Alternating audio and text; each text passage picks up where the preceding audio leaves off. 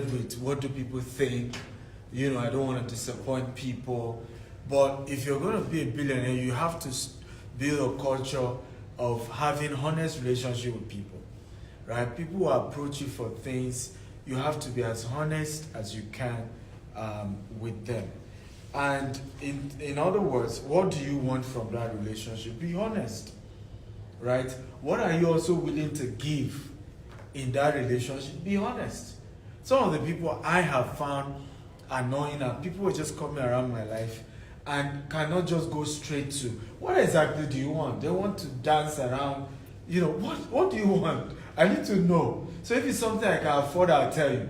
If it's something I can't, I'll tell you right away. But ability for you to build reputation that this man, this woman is honest will take you far in business. Why? Let me say this, and this is very powerful. Hard work,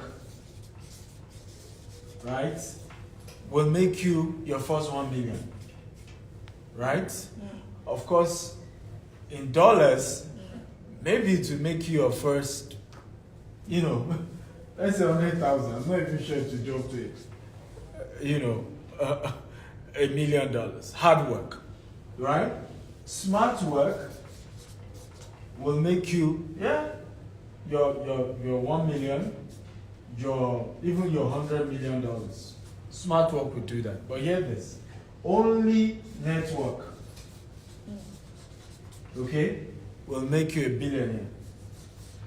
But it's important to know that the network in itself will not just make you a billionaire just because you have the network. It will always eventually have been as a result of hard work plus smart work, right? Plus what? Network equals to wealth, right? Or success, or whatever you want to put into it. Does this make sense at all? Yes. But if you go the hard work alone, right, you make few money, at least, you will pay your bills, right? Hard work alone. Smart work, you're going to have more than you need, but for you to move to that level of becoming a billionaire, you must add a network to it. So the three must work together. And that's why sometimes people meet rich people and they feel that maybe they are lazy by their own calculation, because now you see the guy at a golf course, you see the guy traveling, and people don't even know how tough some of those things are. Like if you follow my Instagram, what you will see is that I was in Johannesburg last week, and and then I traveled to Paris, and then from Paris I'm in New York, right? So what a layman is seeing is how more, so much, right? That's all they're saying.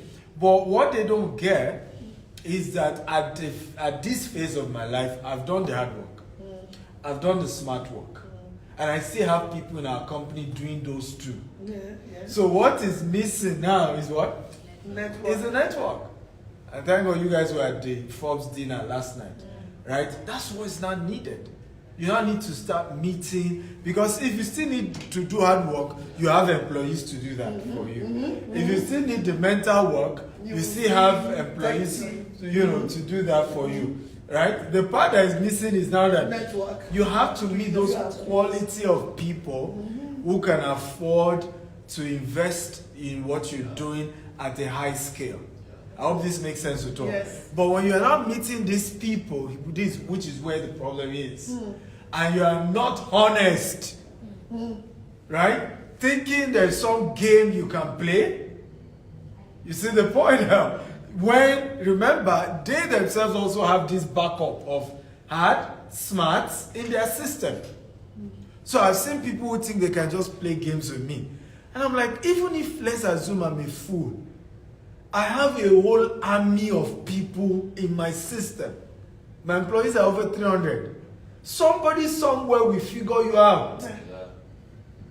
Right? Somebody somewhere. So being honest about, hey, this is why I'm here. This is where I am. This is what I'm looking for. right, will also help those relationships to grow, and will help people to take you a lot more serious. I hope this makes sense. Yeah, it does. So, the second thing I'm sharing under the billionaire habits is in page 121. And it says, avoid Ponzi scheme. Right? Mm-hmm. So, I realize again, thank God we start with the page 121, avoid Ponzi scheme. I realize that oftentimes, and I've gotten people reach out to me, Dr. Stephen, I have this idea, if I can just get this money, boom, boom, in 1 year, boom, boom, they give you all this. And I'm like, with due respect, I've been in business for over 20 years. I understand that things that work the way you have said, okay, are either Ponzi scheme, right, or they are what we call high-risk investment. And as much as high-risk investment is not illegal or even a Ponzi scheme, the chance that the same way you make the money is the same way you will lose the money is as high. So I'm more experienced enough to know that you can't just get me into joining this whole thing, because I think about it in a more holistic fashion. So I realized a lot of billionaires, why they became so, was that at some point they figured out what is Ponzi scheme and what is not. And they avoid it. Right? I still listen to Warren Buffett recently, watching his interview with his partner.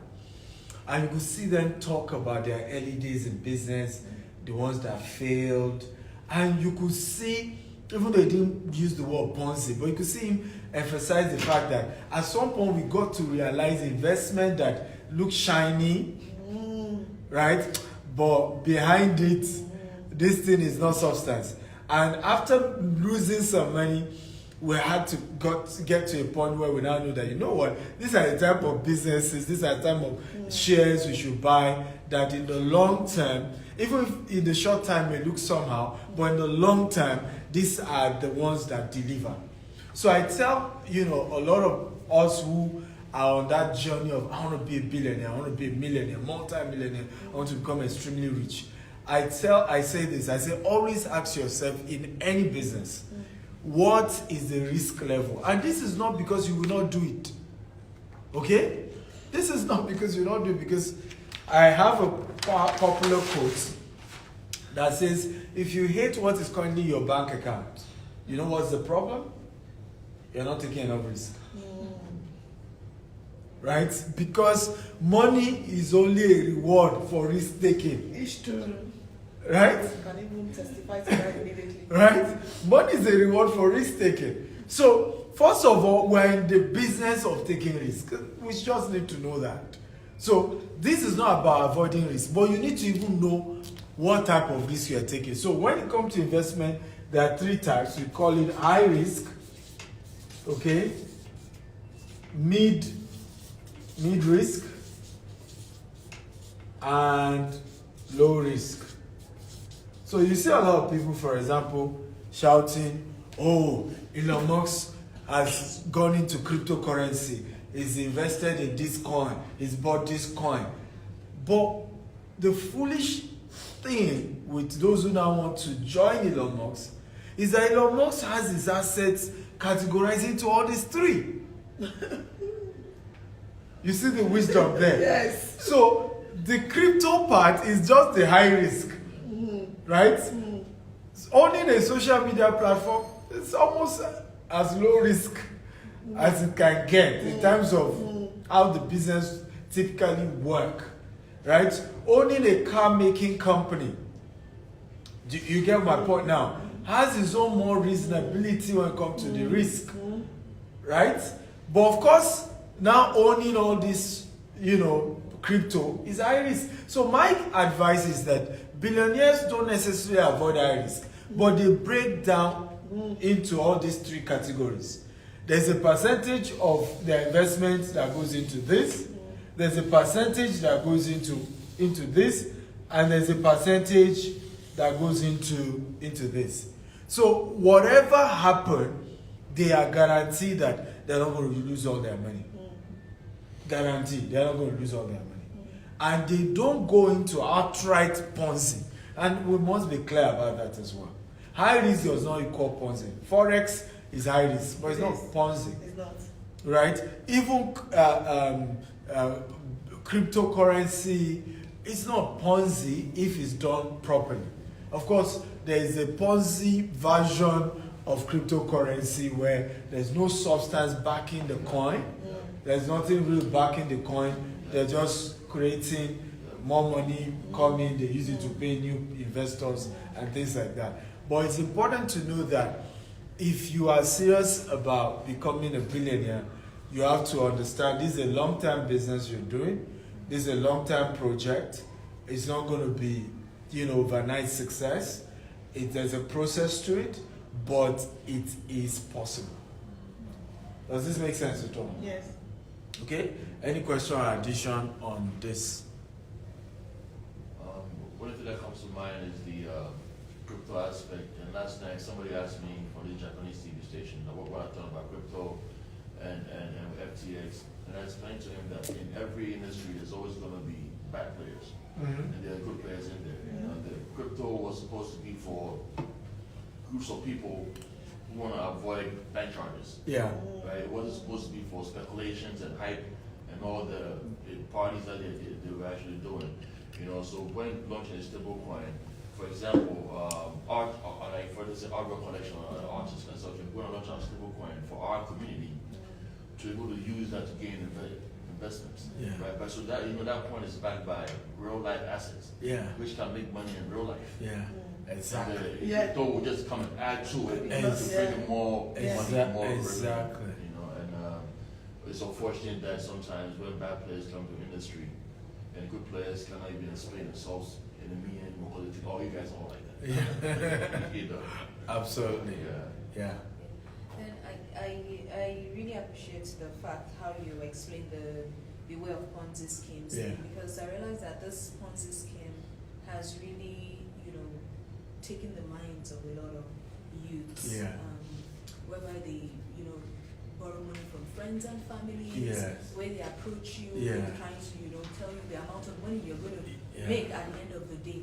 And I just keep wondering that if actually these Ponzi schemes are real, no one, the gap between the rich and the poor would not even exist, because the tenacity, the energy, the drive, the commitment and the dedication that is used to pursue, getting what you need for the Ponzi scheme is so, I admire it so much, and I'm like, if only this can be diverted into a legal, some legitimate kind of work, it's going to produce so much. But it's just that I think there's that level of impatience where people are gotten to the point of impatience whereby it's like, I'm not waiting for it to grow. And that's because even those that have made it ahead, the billionaires and all that, if we listen to their stories, if we take time to follow their stories, we'll realize that they didn't just wake up into it. It took time. They had seasons of failures and all that. And, before they got to where they are, they had challenges, they had mistakes, which we could learn from and make sure we don't fall into that. But I think the way in which their successes are being promoted makes the younger generations feel like they just got into it, and so it's like this Ponzi scheme is going to hit me into my billions overnight, and so this is what I want, and then I'm going to testify and all that. So I think, because for me, I'm like, no, it doesn't work this way.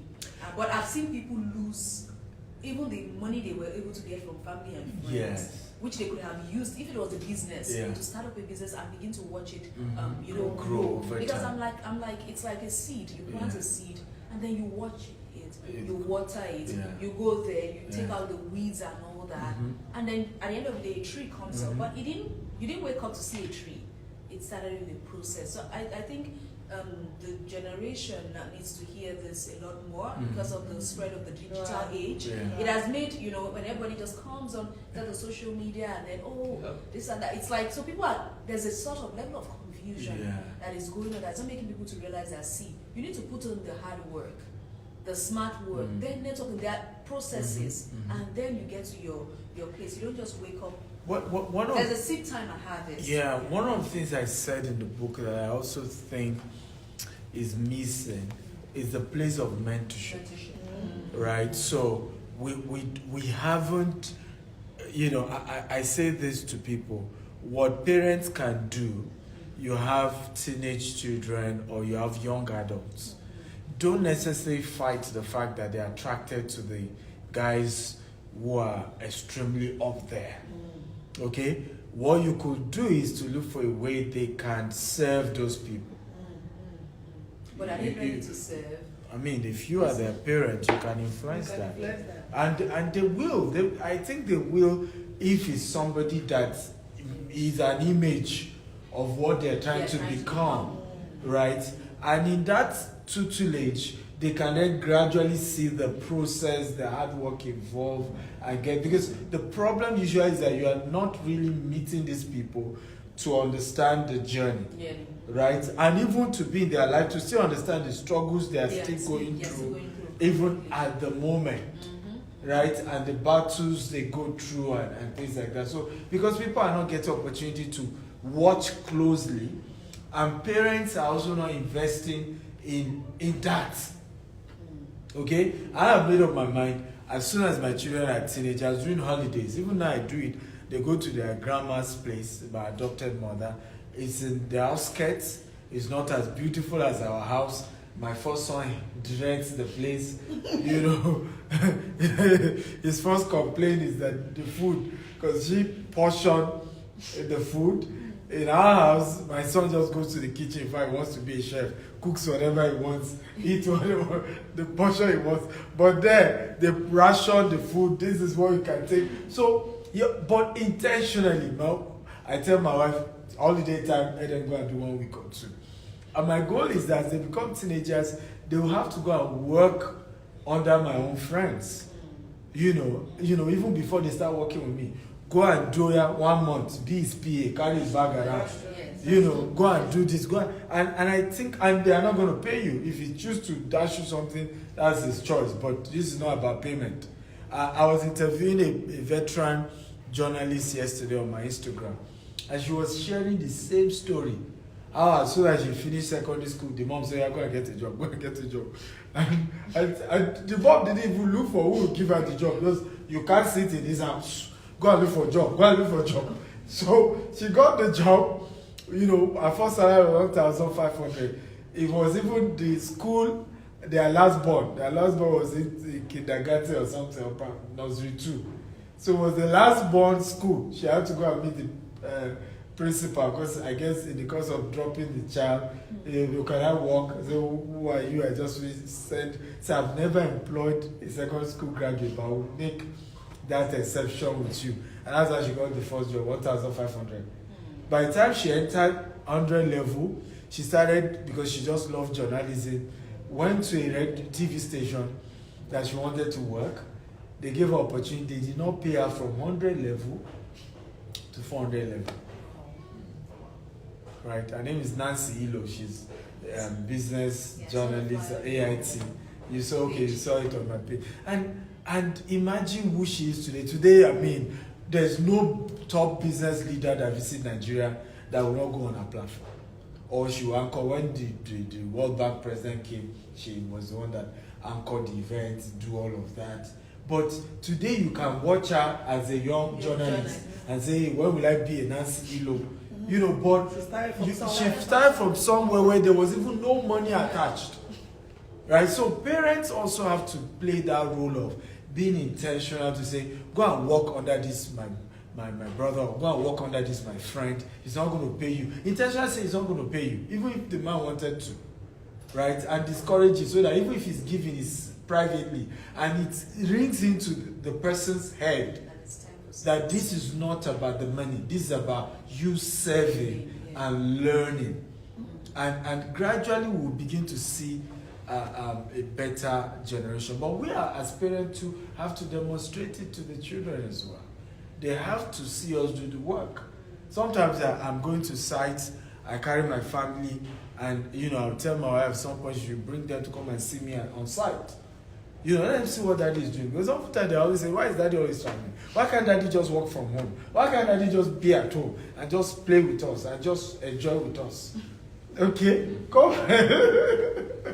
So come and see the process that is involved in this. Amazing. So I'll go to book 2 because we have 4 more to go. So book 2 is called The Billionaire Code. So I'll look at 2 codes as well. And the first code is in chapter 19 of the Billionaire Code. Unfortunately, it's not numbered. Okay, locate chapter 19. The first quote here is called Passive Income. Chapter 19, Passive Income. It says, if you have to work for every money you earn, where then is the financial freedom? Specifically, passive income is the money earned automatically with little or no effort on the part of the earner. So here's, I think, where, and I think this is valid for all of us, because I could see, except for her that is a lecturer, the rest of us are business owners. And I think this is why a lot of CEOs are CEOs, but they are poor. That's right. You know, and they are even more frustrated than employees. It's true. And they're having to call their colleagues who work and, hey guy, you know, can you loan me something? And I was like, so who, is it me that can also not, you know, decide to start my own business? Who sent you a message to say you want to be a CEO? And it's because many of us who own businesses have not understood an aspect of this. Well, you know, Robert Kiyosaki called it cash flow quadrant, right? E, S, B, and I. So here's the problem. Even when the book was authored, right? The mistake was that, and I don't know whether the author also pushed that narrative, or it was just other motivation speakers that pushed the narrative. The mistake was people assumed that when you start your business, right, this is where you are. But that's not true. When you start your business, you are here. You are still self-employed. And remember what that book taught us was that if you are under 1 or 2, you can never be financially free if this is all you do alone. So you have to come to 3 or 4 or both. Is this making sense at all? So you then see an average person say, okay, I don't want to work for nobody because they've said if I am an employee, right, you know, I will never be financially free, because the real analysis is that 95% of people in the world, they're either employee or self-employed, and they control they only control 5% of the money in the world. So the richest people in the world, only 5% of them do this, and they control 95% of the money in the world. There was a data that showed that about 3,000 people or something after COVID have control over 70% of the money in the world. Right? Imagine how ridiculous that is. 8 billion people in this earth. And then you have just these 3,000 that has 70% of the money in the world.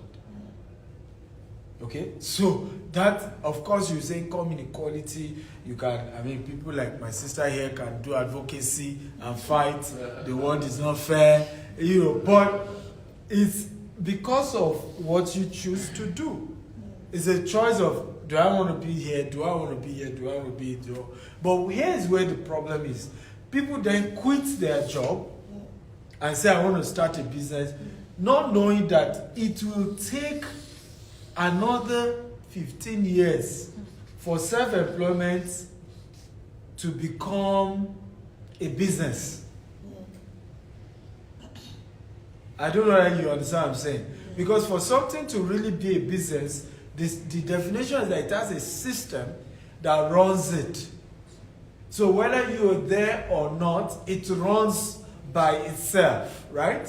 Now, how many business owners actually have a business that can run by itself?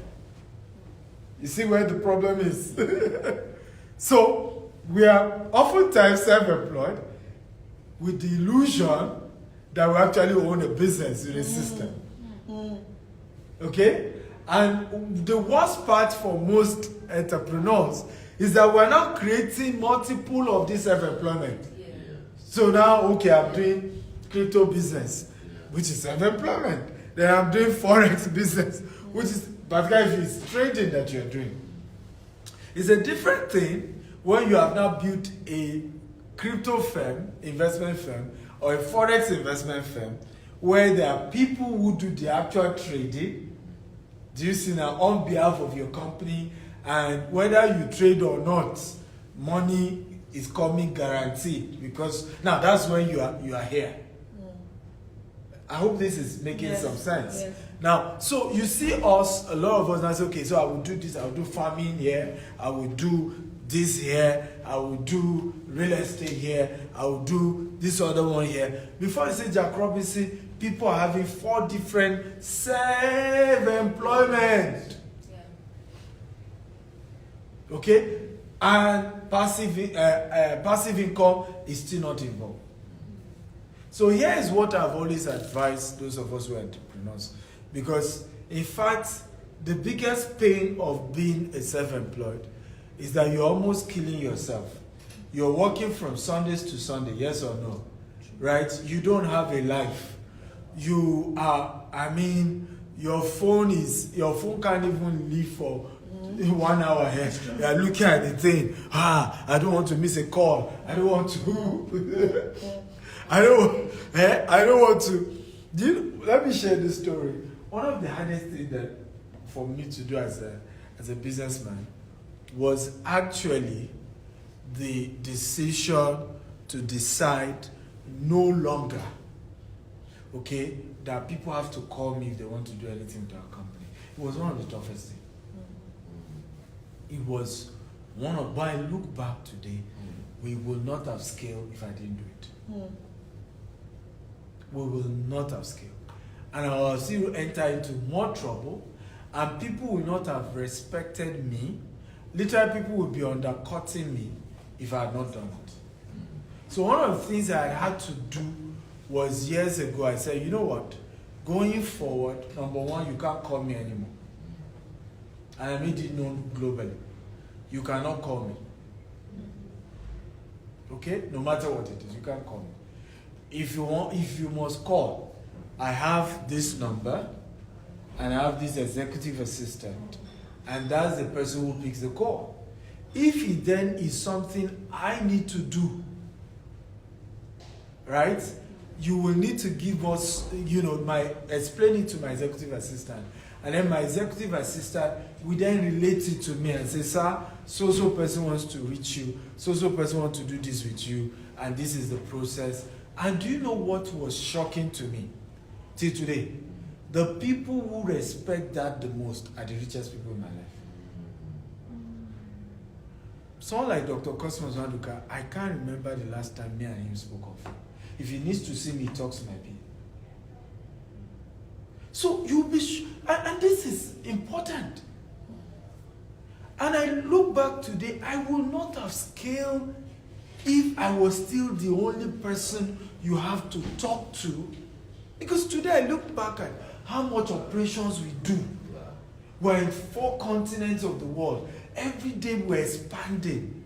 So if it has to be me, hey, You'll be born out. I will have been dead. Pass up, so.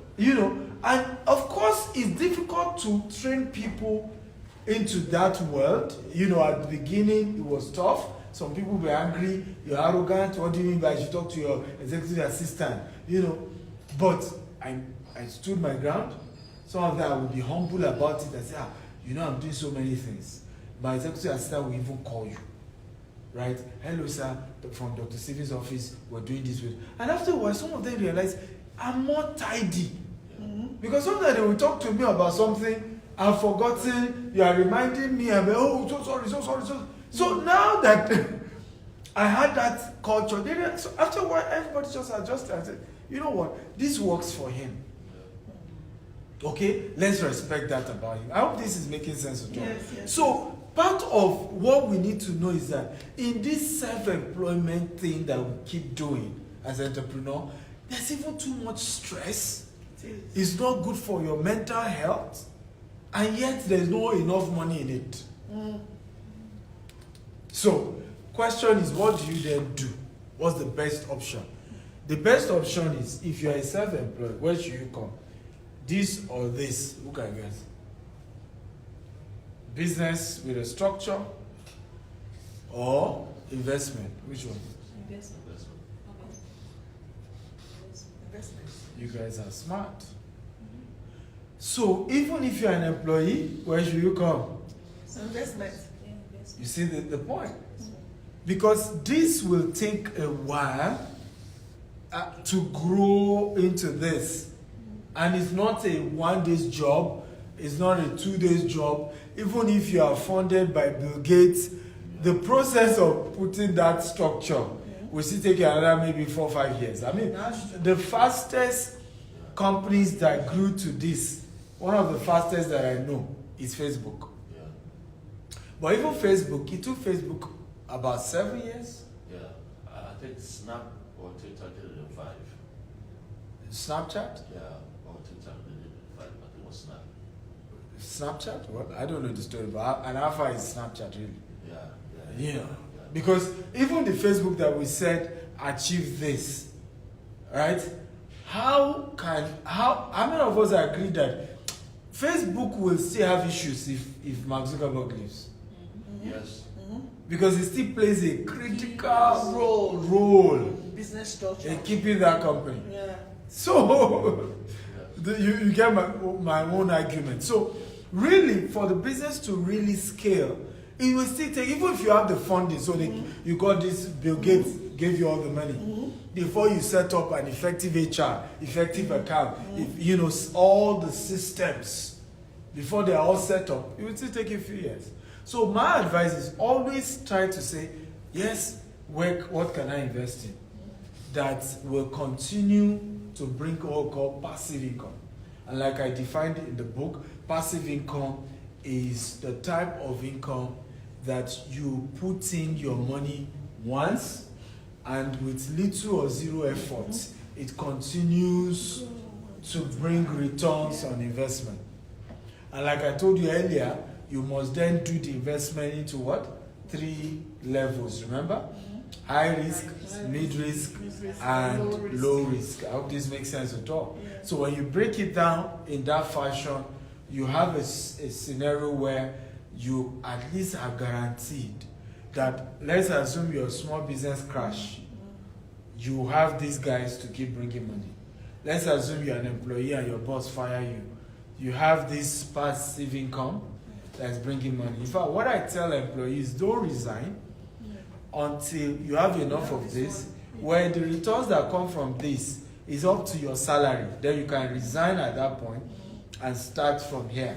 So even if this is not bringing much money, this is sustaining yourself, your family, while you work towards growing this one to become this. Is this helpful? Very helpful. Okay. Number 2 under Billionaire Code, the second code we're looking at, is called the Loan Code, part 15. And this is really good because this delivered me from evil. Like that scripture, deliver us from evil, for that is the kingdom. I realized for a long time that one of my biggest problems that I faced for a very, very long time was having struggled to save some money. I don't know whether some of you have been through that. You struggle, you save all this money. Guess what then happened? Somebody wakes up someday and then say, emergency, urgent. If you don't help me, somebody will die. Right? And then out of course, they blackmail you, emotional sentiments. You take all this money. You see the point? And then boom, you give these people. And before you say, Jack Robinson, can I get my money back? No. You don't get the money back. And what it even does, which is the worst, 9th chapter, part 15, loan code. It's not numbered, it's towards the end. Part 15, loan code. Now, do you remember that? And I think because of the African culture, because all of us here are Africans, people will also, even those you want to go and report to, will blackmail you into just the same thing with the sexual harassment we're talking about, or rape, right? It's the same thing. People will to Yoruba, right? money will finish. It is human being that is left. Human beings are your clothes. Don't burn bridges. Don't do. And I have realized you can never be financially free. Mark it today if you give out loan. You can never be financially free. So I had to make up my mind. And this was one of the things that delivered me. And I started telling everybody, I do not give loan. You can't come to me and say, oh, Stephen, can you loan me money? Nope. However, the model I devised, because of those type of health, emergency, so you've come to me, give me loan. You have $50,000, urgent. I look inwards, and I've had all manner of such. People come to me. I remember a particular recent one. My wife is dying of cancer, and if you can just go 5 million now, urgent. Right? And they are good at the whole thing, and I can't blame. So if you're under pressure, there's something you won't do. You need that money. So what I've learned to do now is say, give me some time. First of all, I don't give loan, but whatever I can give you as a gift, give me between this period when I get my salary. Yes, I get salary. Yeah, I own my company, but I also get salary in the company. So give me some time. When the company pay me my salary, right, I'll look at what I can give you. So you're asking me for 5 million. Maybe all I have is 250,000 or 500,000 out of the 5 million naira. Then I give it to you. And I pray for you that God will, support you, open more doors. God will touch other people to do what I've done, and I move on. Okay? And it has helped me. Because whatsoever you can't dash people, don't loan them. Right? And that's what I was sharing in this part of the book. Whatever you can't dash people, don't bother loan them, because they will still end up blackmailing you. Yeah. And, you won't get the money back. And you will, the day you then need the money, in many cases, you are also needing it urgently. And if you're not careful, this is how we create this value chain. And we talk about it, crab mentality in Africa, where you look at how if you put a crab into, let's assume this is a big bucket, you put one crab in it, in less than 1 minute, the crab is out of it. But you put 5 crab in the same bucket, right? When one is trying to come out, the other pulls down. And that's what we practice across Africa, right? And it's a culture.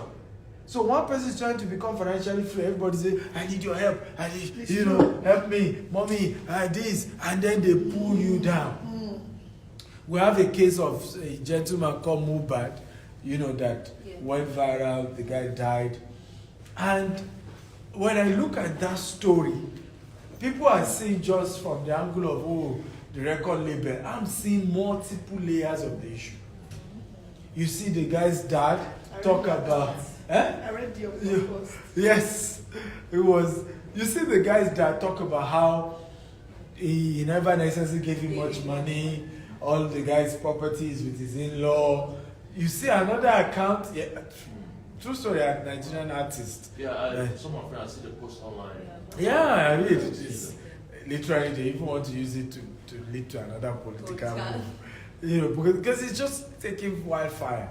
But I'm seeing from another angle.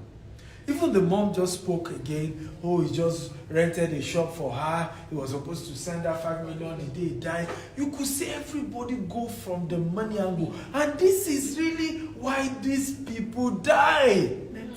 This guy had been suicidal. Nobody's talking about that anymore. He had been suicidal. Because as you rise higher, you realize a lot of people around you just to use you. Now, and I say this to people who come around me just for using me. I say, deep in my mind, I don't mind helping you. But don't just make me look as if I'm good for nothing else, but just to be used. Bring something also to the table. I'm not asking too much.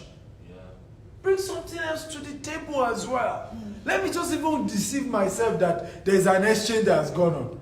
Because, right? Because people don't don't know how it affects your mental health when you live a life that it looks as if every single person around you is out for what they can get. And so you ask yourself, have I not worth something? Yes, you want to answer. It raises the question of the honest relationships. Yes. With you. Yes. You know, because for instance, when if the money is not there, yes, they still relate with you. Exactly. The way, or it's just the money that binds that relationship. So it raises the question of, you know, honest relationships, and also for people like you, people that are also billionaires, to also be and every one of us to be careful of the kind of relationships around us. Are they more of the parasitic type that is just based on what we have, and that's why, or something else? Because I believe beyond our relationships should be beneficial. It should be mutually beneficial. Yeah. And all that. But if there is a way whereby the leaning is so much, and so if that money is no longer there, will I mean this much to you? And all that. But I think it's even you starting, and that's why you remember the book is called Billionaire Code, Billionaire Habits. Is that these habits starts before you even hit your first 1 billion. That's right.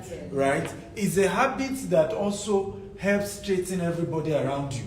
If you start by saying, hey, I'm not the guy that you just come, take loan, you know, this is who I am, this is what I stand for, you know, and can we be as honest with that? And I think most of us don't want to be that firm about how we manage our money, because when you look at this loan code, it actually starts with the money code, actually. I think it's under money code. And we are not realistic that we're not realizing the fact that many of us have bad money habits that cannot make you wealthy. And most of the enablers of those bad money habits are our loved ones. True. Right? And so the first thing is to read the riot act to your loved ones and say, hey, this is, for example, in my family is under budget. There's an amount every month that I'm to give. You go beyond that, you sort your bills out on your own. Right? Yes, I love you. Yes, you're everything to me. But there is a budget for the house. There is a budget. Same thing with my parent. My dad was the first, you know, whenever I talk about this aspect of the money habits, and I talked more about it in the Billionaire Habits as well, is that the first person that was my headache for me in this journey was my dad. He was always demanding, right? I need this, I want this, I want this. So first I had to do at some point is to say, sir, what I'm sending to you every month is what I can afford for now.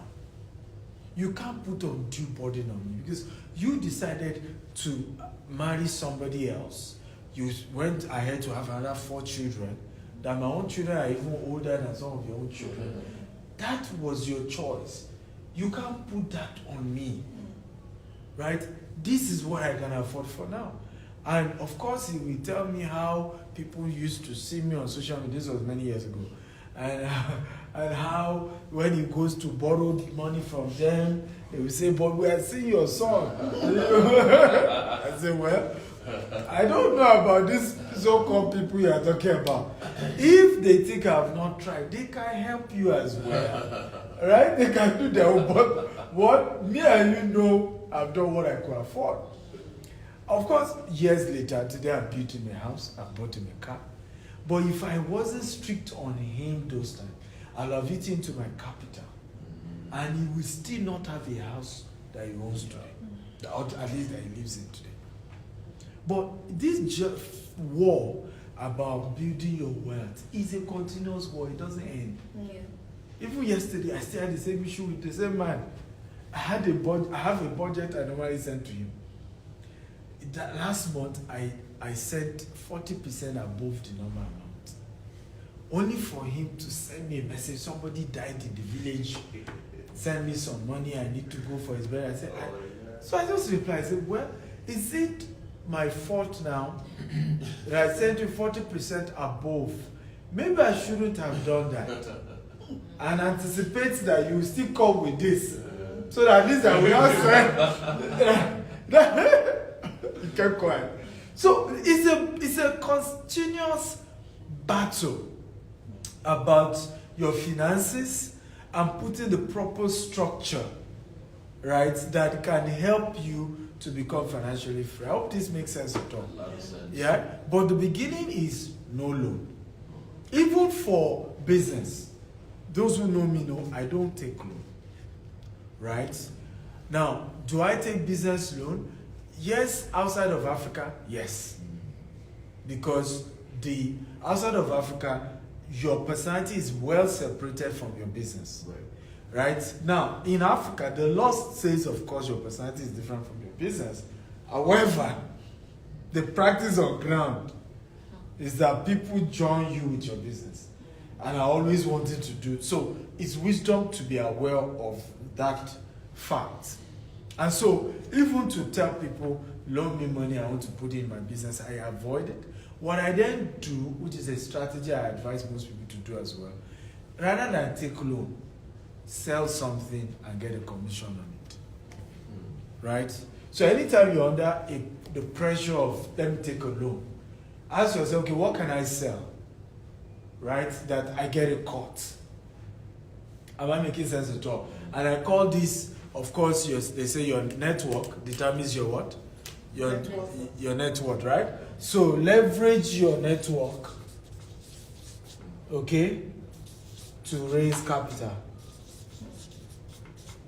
That is a more better model than outrightly going to those same network and say, borrow me money. Because when you say borrow me money, there is no dignity in it. Am I making sense at all? There's no dignity in it. But if you say, oh, I have this car, somebody wants to sell it, I know you do car, if you're interested, I can link you up. Oh, I have this house, people are interested in buying. If you're interested, one of the things I realize the most about many of us when it comes to building wealth is that most of us have not built enough wealth because we have not mastered the art of monetizing our relationships. Right? We know powerful people, but it ends at, hey, how is that? How do we monetize those relationships beyond just, I know you, you know me? During the Forbes dinner yesterday, somebody reached out to me. He knows a lot of powerful people from Dangote to everybody, all the top people. And he was saying to me, he said, I want to go into real estate. I said, oh, fine, so how do I help you? He said, no, I'm not necessarily wanting to start buying houses and sell or buy land in bulk and sell. He said, I have this huge network of people I know. Right? I'm willing to package your own estates, push it to them, and give me my cut. I said, why not? That one, if our God will bless you for choosing to do that one. Do you see? Now he has honor with me with that approach, isn't it? The people he's also referring those things to, he's doing it with dignity. Because he said, thank you, I've been thinking of where I will even buy. Are you sure they're legit? Trust me, these are my people. Right? Meanwhile, he could be making an extra 2 million on each deal. Some deal he will make 5 million on one deal. One person buying a house will make 5 million. Some he will make 2 million. Some will make 1 million. In a dignified way. Everybody is happy. Even in future, when some of those people will be referring to how they own a land, or how they say, it was this person, she was the one that referred me, thank you, I will not forget her, because I have just been looking for credible people. If not for her, I won't get it. So, you see how rich people do. They monetize the relationships, rather than go for loan or go to beg. They look for, what can I sell to this person, that the person will be happy buying from me. Wow. I hope this makes sense. Okay, so book number 3. So you see why people are, book number 3 is Billionaire Habits for Entrepreneurs. But I hope you see why everybody, particularly in Africa, why people love the book. Are you saying the wisdom about the book? Yeah. And do you agree with me that it's needed? It's something that I always say to people, I say it's not just a book you buy for yourself, it's a book you want to buy for your loved ones. You want to buy for people around you, because and part of why it's important to also buy for people around you, so that they are not the one bringing you down. They understand this new journey. They understand this new law, right? These new habits that you are trying to what? Develop. Some of them will say, fellow billionaire habit for me, right? Because they now understand, okay, this is the new model you are trying to go with your finances. So it's not just a thing you want to say, oh, I'm buying for myself. No. You want to look at how many other people you want to carry along in this journey. I hope this makes sense. Okay, so the next is chapter 6, and we'll talk about the giving habits. That's page 26 under Billionaire Habits for Entrepreneurs. So in this book of Billionaire Habits for Entrepreneurs, I looked at some key things that I didn't focus on, because in the Billionaire Habits or Billionaire Code, it was very general. Page 28, sorry. Okay. Page 28. It was very general, and we didn't niche it down into, if you're a businessman, what are the things you're likely to face? What are the unique, factors? So here we're looking at giving. One of the things that I realized that a lot of entrepreneurs do not know is this giving culture. That giving is so important to your business as marketing and branding. Right? In other words, you have to build your business in a way. Unfortunately, again, those of you who are into CSR, advocacy, this is also where you then make mistake. Because we all have to balance it, right? A lot of people who are into CSR advocacy, like my sister, Folke Michael here, what they then do is giving or advocacy or charity is now the only thing. Do you see the point now? Why those of us who are entrepreneurs, again, the mistake we make, selling and buying is now the only thing, no giving. People who have done it right are the likes of Bill Gates. Well, people still don't understand that Bill Gates is a businessman. Even in this charity he's doing, the man has mastered the art of patenting ideas. That's right. That's all he does. It's all his life, all what made him rich is he looks at this thing, the world will need it, he goes and buys it from you and gets a patent that he's the owner. That's all he's done. And what will happen with the Bill Gates Foundation over the years is that even when he's long gone, you see that they will be the original owners of some new inventions that will change the world. And that's what this whole Bill Gates Foundation is doing at the moment. That's it. Yes, it looks now as if he's just dashing money away, but hey, the guy is a businessman. Right? It's not just dashing. No, it's not that just dashing. But the lesson here is that we that were entrepreneurs, we often forget that giving has to be incorporated into the DNA of the business. If that business will go a long way. We have to structure. So for example, in our company, internship is embedded. Of course, it costs us money. Some of those interns will have to provide accommodation, meaning we have larger overhead, because we are providing accommodation, cost of fuel. Of course, they are living in that office, so they are running diesel 24/7. All of that thing, we do 6 months training for them. But it's part of the giving DNA that is being incorporated into the structure of the company. I hope this makes sense at all. We have decision to say, okay, as a company, we give offering every month, we do devotion, and we give offering, and then we save that money, and then we go to charity homes, orphanages, we give, we do different, but we pay tuition fee of kids. I know it's been embedded into the culture of the company. Occasionally, we just go to the street, organize events for widows and food and all those things.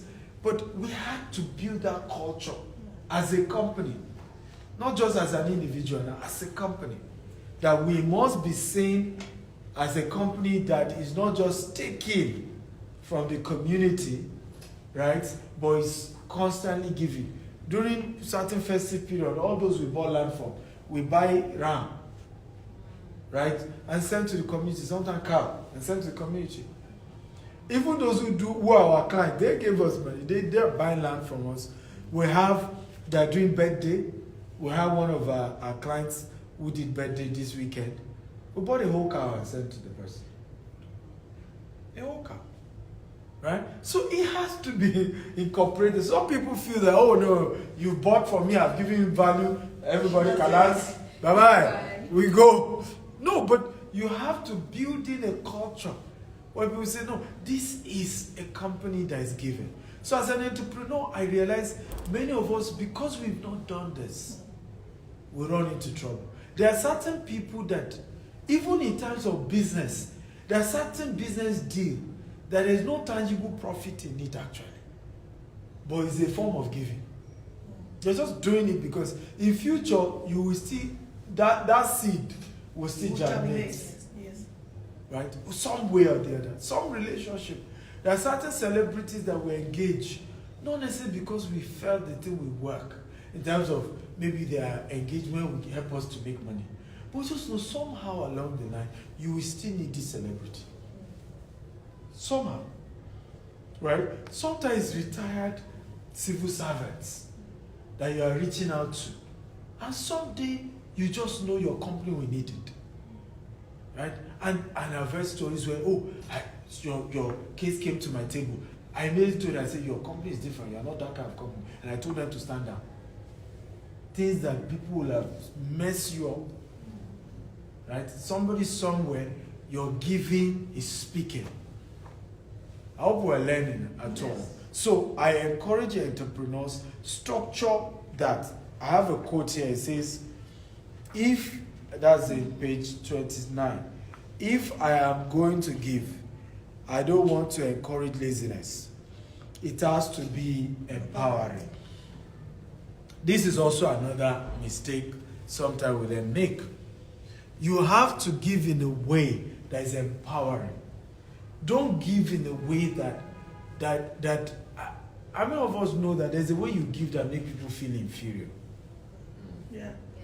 Right? That just makes it look as if you are pitying them. Right? You rid them of their dignity. Yes, thank you. You carry money, just start throwing it on the street. And people are fighting over money, over food.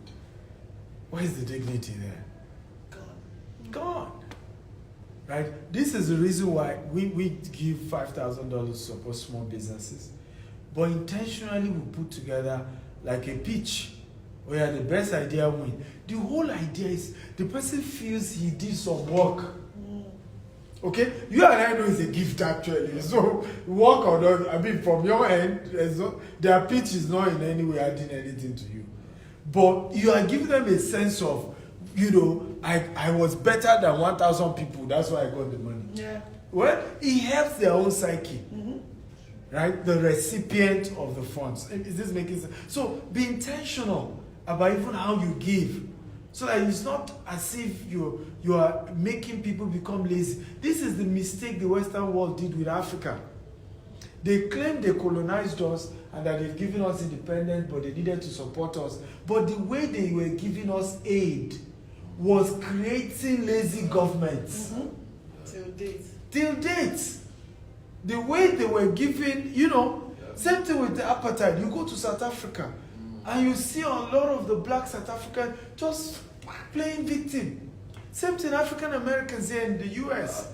Just folding hands and playing victim. Oh, they ate us. And you could see certain party are preying on them just for political gains and are not empowering them, yet they prefer it.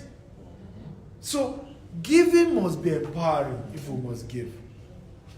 Then chapter 11, that's page 73. Chapter 11, page 73, I talk about multiplication mindset. So here we talk about the principle of replication. Anyone who fails to intentionally replicate itself into other person's life is most likely to be forgotten very soon. And you were just talking to us about that, of a political leader who raised people, but those people he raised didn't raise anybody, right? It was just all about them being raised. To scale your business, you must teach others your life, your business principle. So for me, I've always shared this. In fact, someone was asking me the same question yesterday. He said, Dr. Stephen, how come you're able to travel so much? I said the first 7 years of our business, I was raising leaders. At some point, we were overstaffed. But it's because I knew a lot of them would leave. But I wanted us to have a significant number that would stay. So I intentionally employed more than we needed. And that's what eventually happened, because those who then stayed were enough to continue that legacy. So today, even while I'm not there, I've raised so many leaders to continue to run our organization. And I think that's really how you can say you're a successful entrepreneur. Most businesses are not structured in a way to raise next set of leaders. So even in our organization, we use our interns. We notice the interns are the ones who end up doing better than those who just come in as full-time employees. So we have created a system where constantly, where every 3 months, we are raising new set of interns. Some of them, I just addressed some of them last week personally. And I told her, I said, look at this person is a CEO today. He joined us as an intern. Look at this person is a CEO today. He joined us as an intern. Look at what even the last batch of interns. One of the last batch got 6 million naira, in commission. In 2 months of joining us, he was able to sell and make commission of 6 million to herself. So see these stories, see these good people. You want to be like them. And we realize that has always worked. One of the other aspects as well that's important under this subject, and I talk about multiplication mindset, is what we call OPM and OPT. So I realize a lot of entrepreneurs have not mastered the art of OPM and OPT. Many entrepreneurs are killing their own businesses because they are not leveraging on other people's OPT, right? Other people's time, OPM, other people's money. So the ultimate secret to becoming a billionaire is these two things. You can become a millionaire by your own efforts, self-employed and all of that, yeah. But nobody in the history of the world has ever become a billionaire with only their time and only their money. Ultimately, they had to leverage on other people's time, other people's money. That's why you will hardly find a billionaire that does not have over 100 staff. You won't find one. Now, they may not be direct. Warren Buffett can tell you that, I only have maybe 12 staff that work directly with me. But all the staffs of Coca-Cola, where he owns majority equity, is technically the employer. All the staff of Geico Insurance, all the staff of all these companies. So they are all technically the ones doing all the work to make all the money that is ultimately helping him to be Warren Buffett, the richest guy in the world. All the investors, OPM. I mean, I'm shocked when I saw that Warren Buffett's annual general meeting sometimes is in a stadium. Wow. Yeah. 30,000 people, 40 people who bought their shares. Yeah, so you know what it means to have 40,000 people buy shares? And I'm sure that's not all the investors. Those are the ones who were able to come for that year's meeting. Right? So other people's money. So your ability to know that ultimate growth mindset, scaling mindset, is that you have to start thinking, how do I build the capacity to convince people to give me their time? How do I build the capacity to convince people to give me their what? Their money. That is how I am going to be a billionaire. If I don't master this, unfortunately, like I said, many of us waste our energy on what is not the most important. The biggest mistake I see with us as Africans have mastered the art of doing the technical work. We can do that. Yeah. The best plan, the best, products. We say, yes, nobody is better than Solution 17. when it comes to climate change action. Right? Yes, thank God for that. But where we often miss it, how do I leverage on other people's money for it? Thank God for good products. How do I leverage on other people's time to make it work? Because that is the only way to scale. Right? I was speaking with somebody yesterday, built this massive real estate. The project is stuck. His money is stuck in the whole thing. He's not able to sell the product. And when we're talking, I said, your problem is marketing. Yeah? You are good at this whole building. You've done massive, fantastic designs. But you also have to intentionally build the capacity to sell. Now, let me ask you guys a question. And I want each of you to answer me. We have 2 more books to review, but before that, I want to ask. I'll start with you. Why are you aware, first of all, that Elon Musk's Tesla has never done paid advert to market Tesla? So tell me how you think he's been able to do the marketing of Tesla. And you and I know that you can't just go to Tesla and buy Tesla. It's prepaid. Right? You pre-order it and then you wait for a long time before it comes out. How was he able to do that kind of, because that's called genius marketing. Another word for it is viral marketing. How do you think he's able to do that? I want to hear from each of you. What I've not read into it very well, but the little I glanced through is looked at what the problem was. He's looked at the world as his own marketplace. As in, he's looking at the world as I can lay my hands on the world, and he built a model, right? Mm-hmm. And the model is more of I'm giving that I am receiving. So to him, he's doing the world a favor. Yeah. And he's not actually using his own money to do the world a favor. He's actually using other people's money and time to do the world a favor.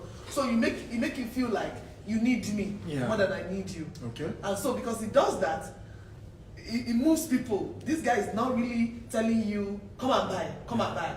But you need me and you will come to me. Yeah. So the model works for him because the world is his marketplace. And another thing I've seen is that the platforms that he has, that is built around corporation, is built around these companies and these companies. If you want to make this work, you drive a Tesla. Necessarily, he doesn't need to market, because the marketing is part of the model, and he's selling to you by even marketing without you knowing that he's marketing. He does it like, he might be arrogant, right? But I'm doing you a favor, come to me. I feel that's, and you do that a lot. That people could feel, what is wrong with this one? But you know your audience, you built your model, you've tested your model, it's a product. So for you, your product lives in you. So by the time you're marketing it, not necessarily say come and buy, but it's a model that will work. The word come to me. I'm going to give you this, test, and come back to me and give me a review of what you're getting. So it stays in one place, the money is coming to him. For me, that's very genius, and the model works very well for him. Yeah. Hey, you can't jump. Welcome. Okay, you're next. Leveraging on other people's network. Is leverage on his network. Leveraging on other people's network. No, I mean he's leveraged on his network. I have not really read into him, but I mean leveraging on his network. Okay. And with his network promising that he's helping. I hope nobody's staying outside for too long. They were able to bring it. Okay, welcome. Settle down, welcome. You launching this book today? No, it's a signing. No, I've launched long ago, but I'm doing a US tour. So, New York, Dallas, Houston, and then doing a book review like this. So we review the book and we sign for those buying. And yes, and it's usually I just finished Joanna's book, and before I came to the US. Oh, good. Yeah. What? Are you part of us? Why are you staying far? Oh, I just came with Stephanie. Yeah, but join us. Yeah. So yeah, the UN event just finished. So Oh, okay. How did it go? it was great. It was really great fun. Good. So meet Stephanie. Stephanie works with CNN. Yeah. Hi, Jane. Yes. Nice meeting you physically. I couldn't meet you yesterday. You left. Oh, But we had interacted through my pad before. Oh, yes, Sent you a message on Solution Are you 17. My name is Felipe Michael, Okay. the climate advocate. Right. Yeah. Nice meeting you finally. Well done. Thank you. Okay, so we've reviewed 3 books. We have 2 more to go. Welcome. Welcome. Sorry about traffic. Unfortunately, we've reviewed 3 books already. We're more than halfway gone. But welcome. So, for those of you just joining us, we've reviewed 3 books, but we're discussing the 3rd one, which is Billionaire Habits for Entrepreneurs. And I was asking the question, why do you think Elon Musk's Tesla has never done paid advert before? And yet, you know, the whole world is talking about Tesla. What kind of genius marketing has helped them to be at that level? So we were analyzing the fact that you could be a millionaire from smart work and all of that with your own time and your own effort. But you can never be a billionaire except you leverage on other people's time and other people's money, right? But how has Elon Musk been able to do that for Tesla without even doing paid advert? You know, so she has shared her own opinion. So you're next. Yeah, like I said, that he's leveraging on his network, using their websites, social media pages to do that, and leveraging on their networks. Of course, they have their own, in terms of people who patronize them, their group of people, and so definitely through that, they buy, and then there's a snowballing effect in sense of referral, and then that happens. So it's like they already own a market that are aware of them and they know them, and so and that's why they use that particular method.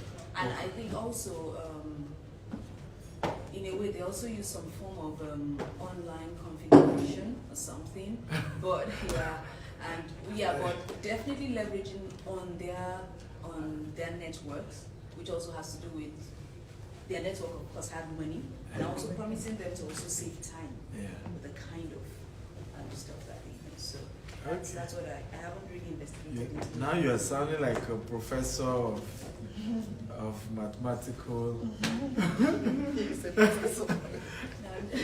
Lady Ajayi is a professor, but not, tech professor. So yes, it's your turn. So basically, the little story that I heard was once he made a prototype, instead of paying mass media, he would go to this network, there's corporate CEOs, and he would get them to buy into it. Someone would say, "No, this is trash." Someone would say, "Okay, whatever, I'll do a pre-order." And so basically, instead of mass media promotion, we'll do direct selling to get a lot of pre-orders in. Then when the pre-orders are almost like ready to launch, we will do a big event party and invite all the press to come to that party. And of course, we're going to wine and drinking, and everybody's going to write about it when they go back home. And people get to hear about it, but he's not going to pay a TV station $1 million or Super Bowl $10 million to advertise Tesla. So in a way, it's more like direct selling instead of mass media advertising where you got to spend millions in the ads in the radio, TV, or print, something like that. Okay, anyone else want to jump in? Yeah, I want to say that he also had a kind of first mover's advantage in the sense that he was an innovation. Yes. And so he was going to get publicity based on that, being an innovator. Yeah. I remember reading tech media about Tesla. People were very excited about it. So, that combined to create a lot of buzz for him that required that he didn't have to pay any money. So I guess he's a genius because he created something that has never been created before. Yeah. So, I think if I should add this, I remember when I had meetings with you sometimes last year, we were talking about the life of impact without money. Yeah. Remember that conversation we had and all of that? I said, this 2023, and we were moving to using their own work. Or like you come to UN before, I'll attend, sometimes I speak, and I go back home, my name is on papers and all of that. But I came back this time around, and I told you that this time around is, like you said, first mover advantage. We're going to convert all of this social impact into making money. Now, all of this network that I learned when we were speaking was for me to be able to leverage the fact that you can walk into Abraham Mohammed's office or Secretary General's office or other UN agency or EU is to convert all of this into money. And that is why we are creating that art. That art is not just art. That art is product. That product has not been launched before. We're going to be launching them. And going through the 3 books that we've reviewed before now is the power of network. How may we turn these things that is not, seemingly not money into big money? How may we make this thing very scarce and no one has ever touched it? Power of network, and that's what we're collaborating with UAE government and the university to leverage on that. So for me, he has mastered this art. We might not be paying for media to make this work. Who is paying? The UAE is advertising, and they're going to be giving us with about 120 minutes to do an event. Who is advertising? The UAE. Who is talking to the university around the world? New York University. Who are the people that we're going to be bringing together to talk to the UN? So bringing all of this together, I feel is a good network power to actually turn this product into money. Yeah. Beautiful. Yes. One thing I like is when you're able to control your narrative. So if you're putting out things before anyone has an opportunity to create it for you and skew it, then you lose that first access point. So he's been able to just drive people through his Twitter, and they also drive through innovation by collecting email addresses and announcing what they're going to do to their crowd first. So it's all controlled before the media gets it, they're announcing it. So the media is always following that and not them following. So when you're able to control your narrative, you're able to lead how your message is transcribed. Wow, powerful, powerful. Okay, yes. And following what she said, how was he able to do that is because they created a solution to the world problem.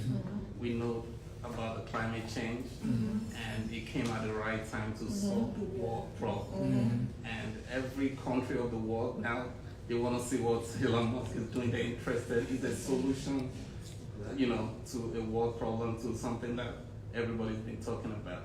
So he created that at the right time, and the media. He doesn't need to follow the media. We have to quote him to what are you doing? What's the next thing that you're doing right now? So the world needs Elon Musk more than he needs the world right now. Well, that's the way he painted it. Another thing I was, anytime you create value, people gravitate towards that. And I just use a simple analogy of a farmer who plants a tree or apple tree. The apple tree never leaves where it is. But guess what? People find that apple tree. Why? Because the apple tree creates value. People want that. So no matter what, as long as he's creating a solution to people's problem, people are easily just navigating towards it. And it's just free. So the apple tree never leaves where it is to publicize itself. But people, because they need what you have, they would always gravitate towards that. And that's one of the things. You create value and people drive towards it. Beautiful. Beautiful. So my thoughts are, it's almost like there's Team A now and Team B. So Team A are the professors and the technocrats and the Twitter heads and then Team B is more the natural stuff. And basically everything that everyone said is right, but what I see is the key in anything is boldness and a mindset. When people talk about Tesla being innovative, he wasn't. There's somebody actually called Tesla that started. They had electric cars in the 20s, but they had so he named it after. So he was very hardworking, but absolute confidence in himself. And once you have absolute confidence in yourself, once you are completely bold, once you are not afraid to fail, then you become a newsmaker. But most people are marketing. I always say there's a difference between character and reputation. Reputation is what people say about you. Character is who you are.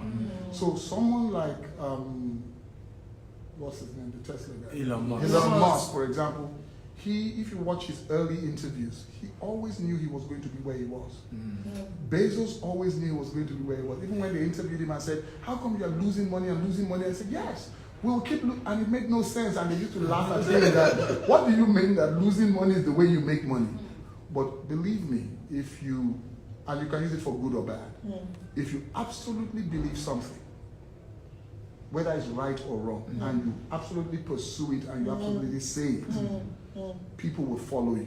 So I think that's one of the things, apart from the technical part, that you must have confidence, and then of course you have hard work, you are creating value and all these other things now gravitate together. Beautiful. Okay, thank you all for your contribution. So we'll go to book number 4, Becoming a Billionaire Land Banker. So how I built a multi-billionaire real estate empire from zero up. So in this book I shared the concept of land banking. So I started land banking in Nigeria. I will buy landed properties for as low as at that time, for using dollar equivalent, for as low as $200 per plot. But I'll buy 1,000 plots. I'll buy, 500 plots, 2,000 plots. We're talking of 8-10 years ago. Today now, each of those plots are as high as $50,000, right? Some are way higher than that. And that is really how I've built my own wealth. And of course, I'm not able to leverage on other things, but the foundation was to have done land banking.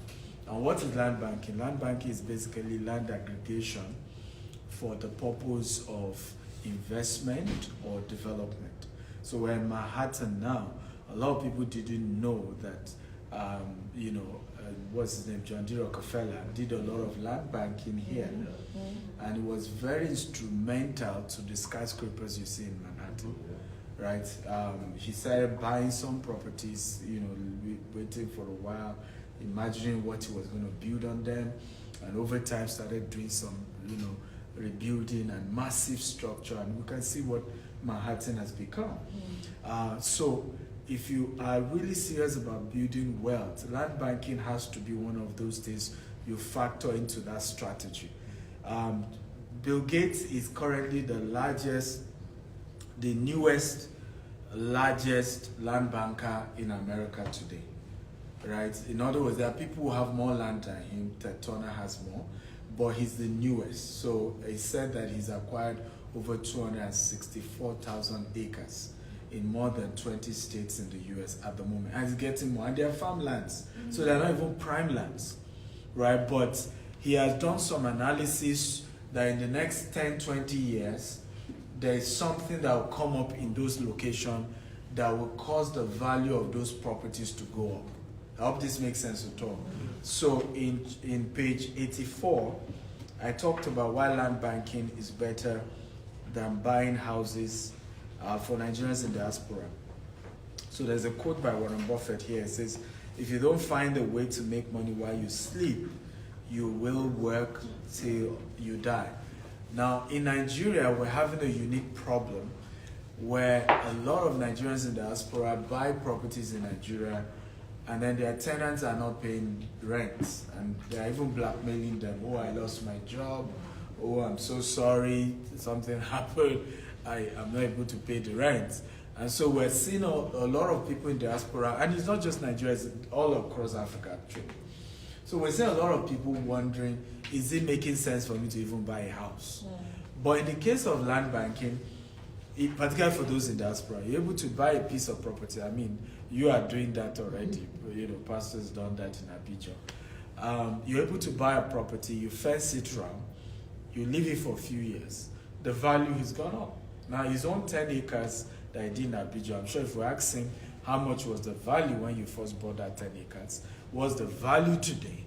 is amazingly way high.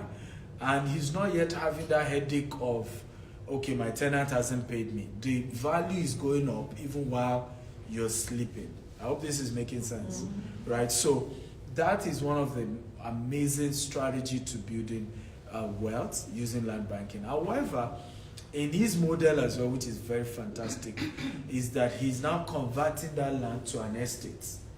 Because people pay rent better in an estate setup than in just you build a house somewhere in Songo or nameless location and then you are waiting for tenants to pay rent, right? In a proper estate structure, the caliber of people you are attracting to the estates, they are high net worth people and most of them will end up paying your rent. So these are some of the concepts that we shared in the book that is very helpful. Number 2 concept I want to share with us is in page 123. And I talked about 5 major ways to start a mini estate. So our companies came up with a concept around what we call mini estate, particularly for people who believe that the whole concept of doing real estate in Nigeria is complex, which it is. Omonile, headache, right? You have police issues, you have all manner. So not everybody has the structure to be able to do land banking properly or to buy land from community and guarantee that they won't take that land from you and all that. You don't have all that structure. For us, it took us years to have a retired IG of police on our board who handles all police-related issues, you know, have retired judges, have top lawyers. So today now, whatever issue is just, okay, which department handle those things? Now what we've come up with is that you can start an estate inside an estate. And that's actually how I started our first estate. Our first estate was in Ikorodu and this man had over 250 acres. He was not able to sell. He had issues with marketing. So he came for my digital marketing training to learn how to use the internet. Then I wasn't into real estate yet. So I was in the class and I said, very soon I'm going to start my real estate company. So after the class, he walked up to me and said, well, I could be the gateway to you starting because I have 250 acres. I don't know how to sell it, but can use the internet and all of that. You are good at that. I'll give you 50 acres. As you sell, you pay me. And that's how we started, over 8 years ago, the whole development part of our company. And the good news for that property is that since then they've had litigation issues. I didn't go to court. Of course, my party won the case and we still own the land. But imagine I was the one that bought the land directly and I'm the one to be facing all this litigation and this other family is fighting this other one. And I didn't have the capacity to have handled all of that. But because my partner, First Class King was involved in that, so I'm under their own arrangement, they have the capacity to face and defend all of that. So today we replicate the same thing with a lot of investors to say, we have some of these estates, 200 acres, 500 acres. You could buy 5 acres, you could buy 10 acres. Start your own mini estate in it.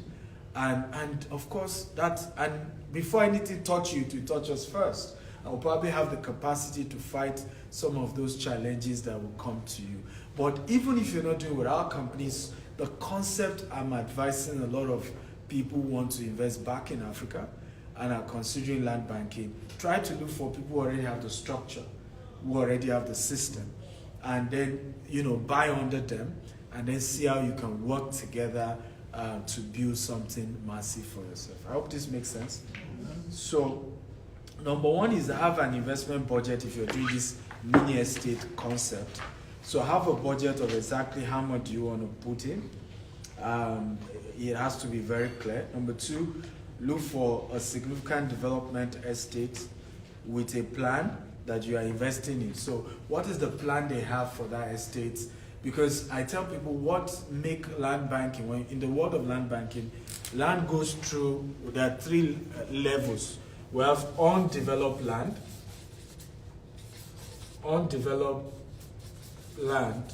What's wrong with my land? We have pre-developed land. pre-developed land. These are the three phases that land banking goes through. Then we have developed land. So who can guess what level is Manhattan? No brainer. Developed land, right? So who can give us an example of pre-developed land in the US? Since we're in the US right now. Example of Iowa? Huh? Somewhere in Iowa? No, let's even look at New York State or New Jersey. Pre-developed. Like a vacant lot somewhere. Yeah, pre-developed, not just vacant lots. It's usually something is started. They've announced something about, okay, we're building a factory, we're building a university, and they've even started the initial, work. Maybe they're just doing the land development phase of it. We call that pre-developed, Then the undeveloped is the vacant, the vacant lots, the land is just there, nothing is there. So the question is, if you're going to go into land banking, which one do you guys think you should buy? Undeveloped. Undeveloped. What if it never becomes developed? Don't do the homework. So it's pre-developed? Is it a pre-developed as the best option? Sometimes, so all your profit is in pre-developed. If you see the graph, I'm not showing my slide here, but this is usually how the graph looks, right? And then, so the biggest profit, so this is the pre-developed, right? So it gives you the biggest profit. If you look at the developed, it modulates, right? You're not even sure, sometimes it goes up, it comes down. So I always advise that the best time to buy is here, somewhere around here.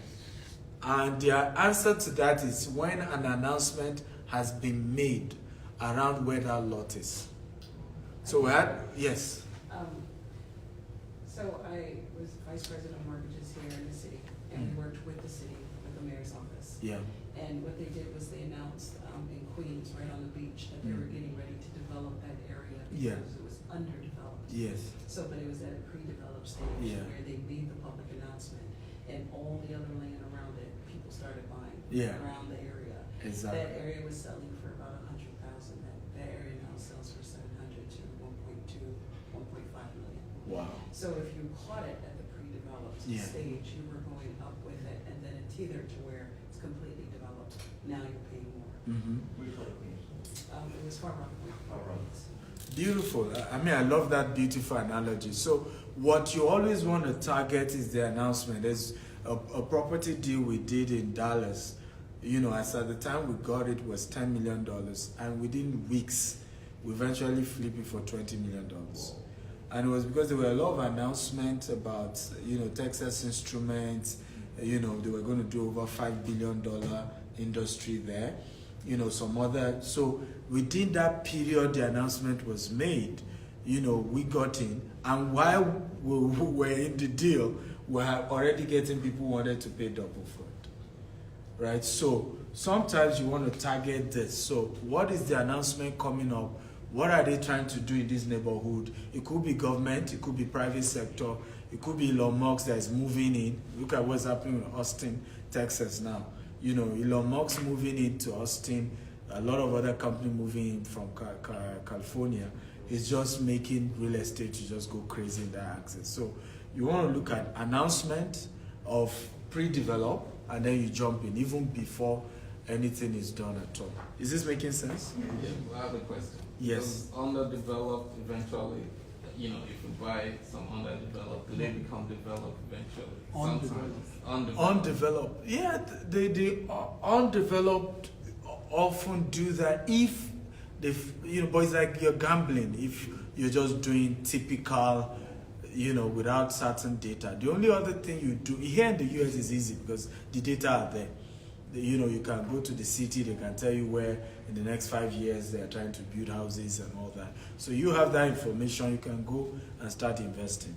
Another strategy, particularly in Africa, that we use, because there's no data in Africa. So what we use is, we target major cities and where else is there land. So for example, one of the wise things we did, we have about 5 estates in the Betuleke alone. We targeted Dangote Refinery, Free Trade Zone, and the seaport. And those are part of the location I told you that we moved from just $200, some of them now $50,000, $100,000, the value of the property now, right? But after we did that, we asked ourselves, where is the next place there is land in Lagos? Once they announced airport in Ekpe, now we're launching our estate in Ekpe. Once they announced seaport in Badagry, we are launching our estate in Badagry as well, right? So we're targeting all that information as well as outskirts of the city. We know the development, we have to move towards that Ekpe side because that's where there's land. Development has to move now to Badagry and Ikorodu because you have most of this Lekki already choked up already. I hope this answers your question. Yes, sir. And I just sort of answering the question, what Dr. Kintai was also looking at is we're at different levels. So you have, and I think that's one of the points that you put in the book, that yes. Go into an establishment. So if you are a lone ranger, yes, you don't want to go to undeveloped land. Exactly. Because it's for the people that are able to commit the resources, they have the cash flow to buy totally undeveloped land, and they have the information. Yes. So I would say that for smaller individual people that are tipping their toes into real estate, you may buy an undeveloped land, and if it's not going to peak in 10 years, you get frustrated and sell it in the year 9. Yeah. And then the person that buys in year 9 gets all the benefits. So it's better to go in with a bigger developer that has already taken that risk, fenced the land, fought off all the legal challenges, and then they may have been in it for 5 years. Then you just come in and take your little bit out of it because you don't have the manpower, you don't have the resources, you don't have the legal team. And the muscle. Exactly. There's another part of Nigeria. I love that part. The muscle part that you need. The muscle part is important if you're doing this in Africa. But even here in the US, there's the muscle part. Sometimes people hate Donald Trump, but New York made Donald Trump way worse. The real estate was vicious, and he had to become that kind of vicious guy, for him to thrive in the New York real estate world. So, and it's also part of the reasons why he's very confident. He understands the American system. There's so much he's been through, and people don't know. I mean, someone was asking him, does he have sleepless nights? He said, I don't even think about it. But I think what they don't know is that he's probably gone through worse part of this kind of issues when he was still just doing real estate here in New York. And so he understands how the system works. So muscle is important if you're going to do real estate anywhere in the world. Of course, the muscle is not necessarily you one-on-one muscle, but in terms of institutions that you have built that can fight off challenges and issues. And those institutions is not just physical, police, legal. Media now even plays a critical role. You must be way, way ahead of media, right? And for you to be ahead of media, you have to create your own media strategy, right? That you are the one telling the media firms, this is the angle I need us to go about what I'm trying to do, right? Because most people go into business or whatever trying to wait for media companies to say, okay, this is our rule, this is how we're going to go about it. Just like I think 2 people alluded to, was it you, about him creating a party, inviting all these media guys. Now they're the ones having to go and report the whole thing. So you are that world where today the biggest battle is media. Not necessarily conventional media. Sometimes social media is the perception of your brand, of what you're doing and things like that. Even for us as a company, it's part of why, I told her to come around, let's see what we can do. There's still a lot that I'm looking at, I'm saying we haven't done. in terms of what we do. So, for example, we launched a $5 million grant, and we've given over $5,000 to small businesses. We've given 40 already. And, you know, somebody was telling me recently, I said, this is not properly reported. Yeah. You know, you do so much, but because you are not intentional about putting the media hype, it's not going far. It's except people meet you, you know, somewhere else, and then somebody is telling them who you are and what you've done. Say, oh, really? I didn't know you've done this much. So I said, we're going to work with people like this to see how we can turn that around as well. But definitely the muscle involved media muscle as well. It has to be properly done. Okay, the last book we're reviewing is called The Billionaire Habits for Pastors. And it was founded by a Nigerian pastor who is into business as well, Pastor Lumde Emmanuel. And I decided to do this book when I realized the noise about churches, religious institutions, particularly in Africa, and the abuse was getting too much, and it's quite one-sided. And a lot of us who are church boys and church girls have been bullied to either keep quiet and just watch, you know, even when, you know, you actually actively involved in the church institution and you understand the other side of the story that is not as rosy as people paint it. Not every pastor is out to extort and all of that. But I also realized that most pastors also created the problem we're facing, right? So I'll give you a practical example. He's a pastor here, and he has several real estate business, you know, and most church members will never see him. I mean, he's had 20-something year law career here in U.S. real estate law, but went into ministry. So you don't see your pastor go to the courts, right? But you see that pastor drives good car. The day you go to pastor's house, big house, okay? Now in your mind you are saying, okay, maybe it's our tithe and offering. Do you see the problem? Yeah. Now, most don't know that, oh, pastor has big real estate company in Nigeria. He has so many developments even here in Atlanta. You don't know that. You know, so the assumption. Now, not only is member thinking that way, younger people who have also gone into pastoring under maybe, you know, who looked at his lifestyle and said, if he can be this good, God has called me to preach the gospel. And they never had a career in law where they retired after 20 years. They never had all this, you know, behind them. They're just starting afresh, and then all is about ministry. So you have that old bag. So I said we needed to write a book on how do pastors become wealthy legitimately, right? So here I talked about 20 businesses pastors can do.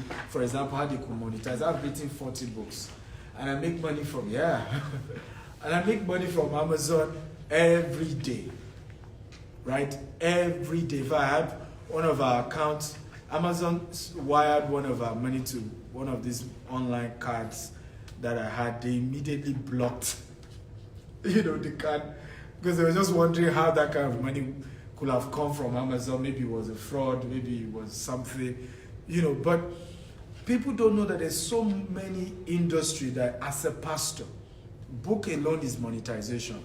YouTube alone is monetization. I know a pastor who makes almost $2 million from YouTube, from prayer. Right? You know, now all of us know. So today now, he's not bothered about offering. You know, a lot of people love him on social media because there's no burden around come and give, come and. So what they don't even understand is that there's nothing you will sow that will hit the kind of money that's coming from YouTube monetization alone.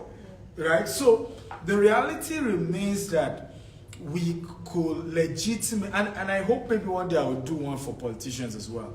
Because people wonder why American politicians are less corrupt. They are corrupt as well, but less corrupt. It's also because there are a lot of formalized model for you to make money as a politician, right? Hillary lost the election, wrote a book. Who knows whether the first check was $100 million?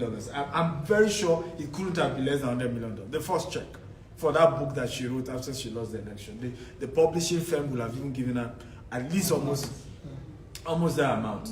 We see Michelle Obama's book. We see, so there are structures for them. But in Africa, most politicians don't even know that. All you just know is that you went through an election, you lost money, and you are trying again, and when you finally hit it, collect your money. Collect your money. Wake up. So you just get into that mood of let me get my money back. And I think even what my institution is doing about writing about the subject of wealth, a lot of people see it as, they're trying to brag on one thing. But I realize that it's the reason why Africa is poor. An average American makes $1 million. He writes how I made $1 million. Then maybe the book generated $10 million. Then you write how I made $10 million from writing a book. Right? So Bill Gates has a book. Warren Buffett has a book. Everybody has a book. Dangote doesn't have a book. Otedola has been trying to publish his own, we don't know how far up till now. Right? So you see that a lot of the wealthiest guys in Africa don't have a book. And this fits into the agitation young people are saying. Because we just see that the older set are just extremely wealthy. Right? We are not aware of the how. You don't come for seminars. When you come for seminars, you just motivate and go. You can't break down. This entire book tells you how I made money from land banking. And practically, like stories, everything detailed. So you can't read it now. You're wondering how come the guy has properties in Dubai, has everything was stated here.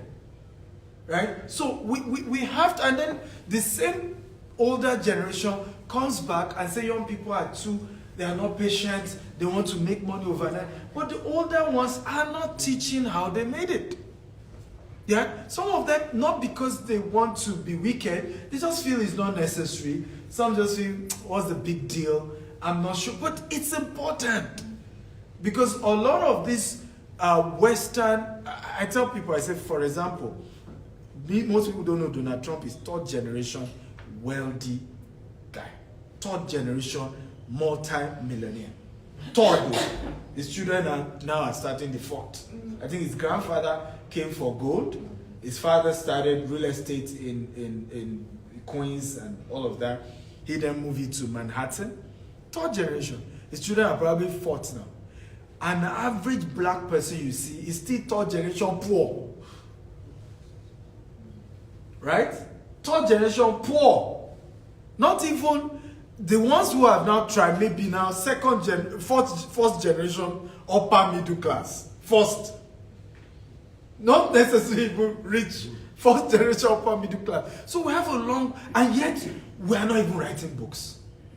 All these white guys, they will write how I made it, this is what I did, so the whole thing continues. The next generation can pick up. I said, Grandpa started gold business, he did this, he did that, he was looking at this strategy, but we are not doing that. So I hope that we will join me as we spread this message, because for me, I'm not doing, even the book review, the goal is not to make money, right? The book is $47 each. If you're buying the entire 5 is $150. But even if everybody bought, this venue alone is over $2,000 or so. So it's not about the money, but it's that the story has to get out there. We can't continue to complain that young people are getting into crime and we're not providing an alternative, right? And we're not giving stories that can help. So I want to once again thank you all for coming, and I hope you will not just get the book for yourself, you will get for your loved ones. Those of you who are not pastors, please help me get these ones for pastors in your life. In fact, the ebook, I made sure it was free. In fact, the first week we had over 2,000 downloads by pastors, because it was for me a personal project that we need to work with. My father, was a clergyman, and he was part of the reason why we grew up poor, because he didn't do any work, and he was believing God that he would pray for people and they would remember him when God blessed them. And they didn't remember him. My mother was a civil servant, so she had to raise 5 children all by herself. So I've seen this firsthand, the impact. And even for me, I remained poor until I retired from pastoring. You know, true story, I used to pastor in Winners Chapel. You know, and I remained poor until I stopped pastoring. Okay, because in reality, the little money I make, I want to help this person, I want to help that person. Even decisions I need to make, I'm thinking religion, you know, meetings I need to go for. I'm saying, they've said the guy is an atheist. If I take picture with him, maybe my members will start complaining. You know, there's just so much around, you know. So I really felt that there's a lot we needed to do to work with pastors as well around their finances, because it's hard to find a wealthy pastor that will be extorting members. Right? If your pastor is rich, you will love him. Right? Because he's just all out to, yes, he's all out to help, he's ready to give, he's ready. And we've seen that. We see Pastor Paul Adefarasin, who won, the Forbes award as well. And I mean, I'm so impressed. In fact, when people ask me your Forbes Best of Africa award, who else has won it? I said, Pastor Paul won it. So, you know, amazing. But again, it's because even though in his case as well, I'm not sure Pastor Paul does books on how he's doing business. You see, so that is a major angle that I think pastors, but I know he's a businessman, he has several businesses. But unlike him, his mentor, T.D. Jakes, will tell you I own 18 businesses. All the last 3 books by T.D. Jakes have been on business. Right? Teaching business principles, strategies that he's used in business, and all of that. Okay? So I'll take your question, and for those of you buying, I'll be glad to sign it for you, and we'll take pictures, and we are done for the day. Thank you once again for coming.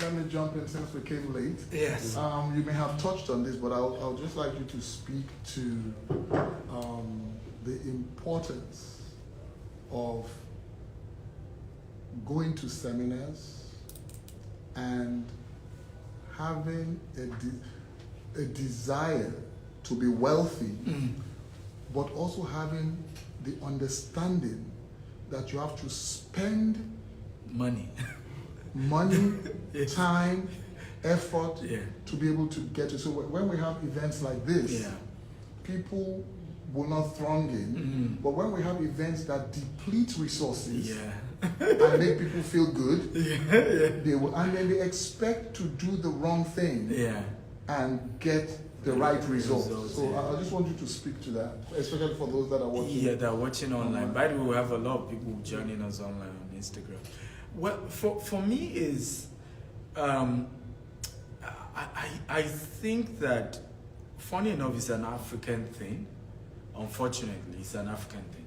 Even here in the US, most of the seminars I've attended, because some of them are pricey, you know, $5,000.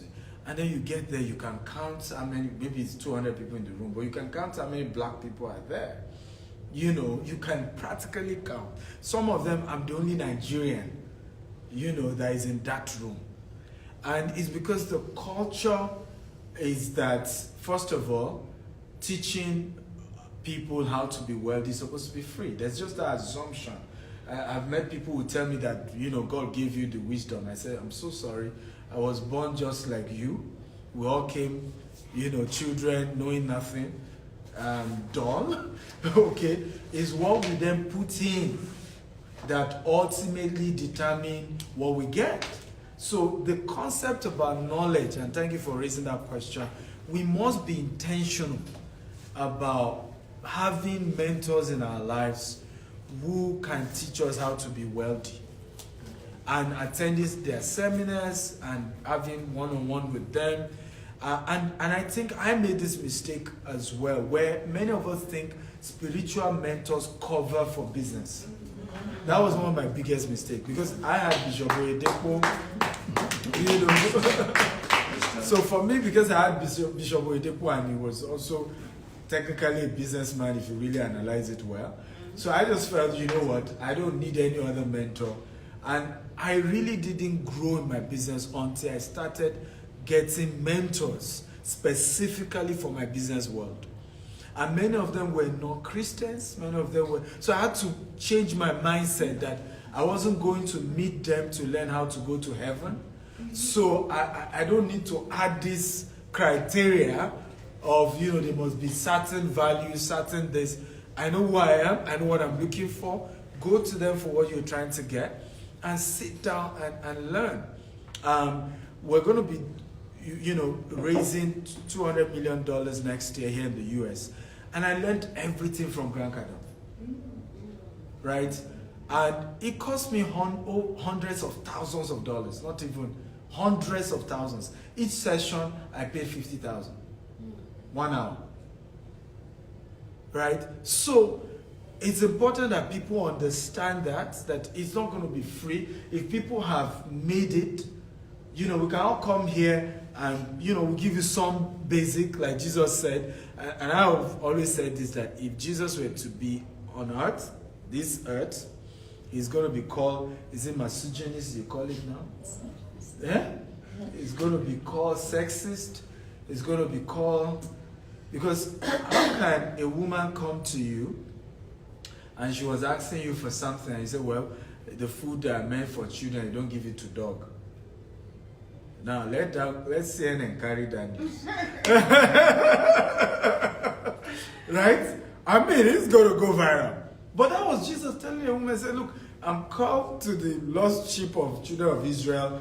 You're a Gentile, I'm not here for you. Right? And the woman swallowed her pride and said, the food that, you know, even the dogs are entitled to crumbs that fall from the table. She left her ego out of it. And she was able to get what she wanted. So I see that a lot of us as Africans, we struggle with humbling ourselves and saying, yes, I may be big in this area, I may have success in this area, I still need to sit down under somebody in this other area that I'm trying to grow and learn and begin to build systems. And I think that's the problem that we face. And we get carried away. I remember when I met Foster of blessed memory, God bless his soul. And, you know, I was there with a friend of mine. We talked to him and said, look, even if it's about the money, you have so much voice that by now you should own a radio station. Do you know what Dan Foster said to us? He said, I just need to pay my house rent. Just, if you can just pay this house rent and this other bill, I will do anything you want. Literally, the priority was just, let me pay the bills. I'm not interested in all this owning radio station, running, you know, whoever just give me this money. And I think that's the mindset we carry. We're too much into, let me get this now, you know, short term. And the reason why we have that is also because we don't have business mentors, investment mentors who are way ahead, that we've gone to meet and say, I will do this for you. I learned this from Ayo Arolo. He's into media then. And, you know, many years ago, I read this book, Millionaire Capsule and Billionaire Capsule. And he said how he was able to attract a billionaire into his life was, he told the man, you're a billionaire, I'm not a billionaire, but I want to learn. But I'm a media guy. Anything you're doing media just is on me. Yeah. Right? You know, in exchange, I will be coming time to time, you know, to sit down and just ask you questions about how I need to structure my business. You know, and that was how he got access. So I tell people that there are two ways to get access to rich people. You either serve or you pay. Yeah. Right? So either you are serving them by saying, hey, I'm going to provide this in exchange for this, or let me just pay. Why did I pay Grant Cardone? I was in the US. I run a lot of businesses. I don't have that time to come and say, okay, I want to come serve you, right? But I paid and I got the same attention to be able to learn what I needed to learn. And it was extremely helpful. So thank you for raising that question. I hope it helps those who are listening. Okay? Yeah, we're wrapping up. So we can take pictures. Yes. Okay. Thank you once again. Any more questions? If there's none, we're good to go. So, thank you. So if you're getting any of the books, by the way, the remaining books, if I don't know whether you came with the castle. Yes, for tomorrow. Yeah, so I've made sure, though I'm not sure it will be enough, but at least those who first set of people to get it. Yes, eventually. No, that's all we have. We just go with all of it. Those who are first come, first serve. Yes. Where do you want to take the photographs? Why do you think? We should use this wall? Because there's more distance to be able to do that. Okay, beautiful. All of you watching, God bless you. Bye-bye.